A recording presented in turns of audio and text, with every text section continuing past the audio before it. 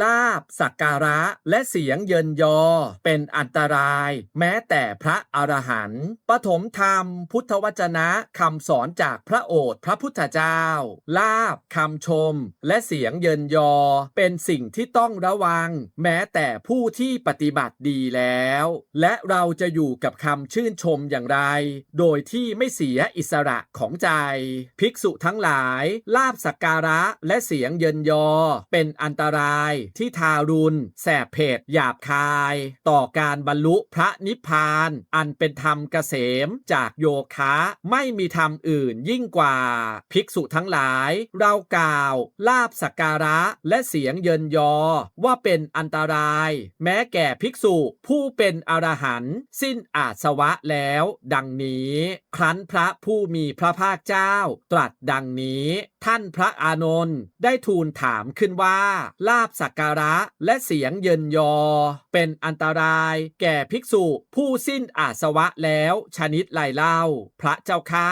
ดังนี้อานนท์เราหาได้กล่าวลาภสักการะและเสียงเยินยอว่าเป็นอันตรายต่อเจโตวิมุตติอันไม่กลับกำเริบแล้วไม่พระพุทธเจ้ากำลังตรัสเตือนว่าลาภสักการะและเสียงเยินยอเป็นสิ่งที่ต้องระวังให้มากครับเพราะมันทำให้ใจเผลอไปยึดติดจนลืมเป้าหมายที่แท้จริงของการฝึกใจถึงใจจะหลุดพ้นแล้วแต่ลาภและคำชมก็ยังพาความวุ่นวายความถูกรบกวนเข้ามาได้อานนท์แต่เรากล่าวลาภสักการะและเสียงเยินยอว่าเป็นอันตรายต่อการอยู่เป็นสุขในทิฏฐธรรมนี้ซึ่งภิกษุผู้อยู่ด้วยความไม่ประมาทมีความเพียรเผากิเลสมีตนส่งไปแล้วในธรรมเครื่องสงบได้รู้ถึงแล้วอานนท์ลาภสักการะและเสียงเยินยอเป็นอันตรายที่ทารุณแสบเผ็ดหยาบคายต่อการบรรลุพระนิพพานอันเป็นธรรมเกษมจากโยคะไม่มีธรรมอื่นยิ่งกว่าด้วยอาการอย่างนี้พระพุทธเจ้ากำลังตรัสเตือนว่าลาภสักการะและเสียงเยินยอไม่ได้ทำลายความหลุดพ้นโดยตรงครับแต่สิ่งเหล่านี้ทำให้ใจที่เคยสงบกลับมาวุ่นวายได้อย่าให้ลาภสักการะและเสียงเยินยอเข้ามาอยู่เหนือจิตใจเพราะสิ่งที่มีค่ามากกว่าคือความสงบของจิตใจเราเองครับอานนท์เพราะฉะนั้นในเรื่องนี้พวกเธอทั้งหลายพึงสำเนียกใจไว้อย่างนี้ว่าเราทั้งหลายจักไม่เยื่อใย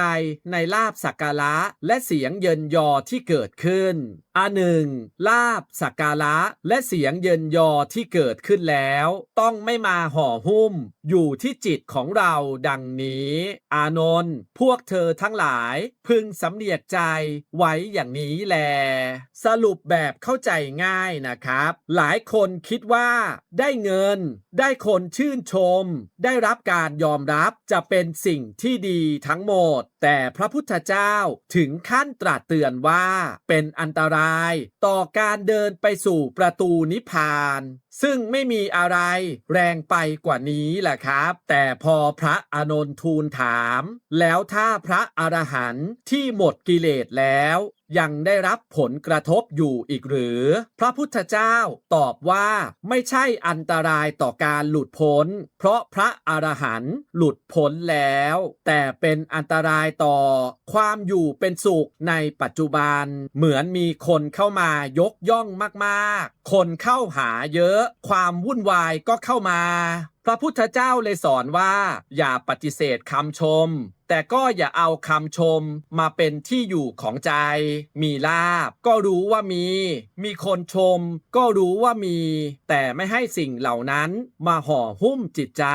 เพราะวันที่ไม่มีใจเราจะยังอยู่ได้เหมือนเดิมสิ่งที่ควรรักษาไม่ใช่ภาพลักษณ์ในสายตาคนอื่นนะครับแต่คืออิสระของใจตัวเองอย่าลืมกดติดตามช่องสรุปสั้นคำสอนพระพุทธเจ้าโดยผมเอ็กซ์ต้าสวัสดีครับ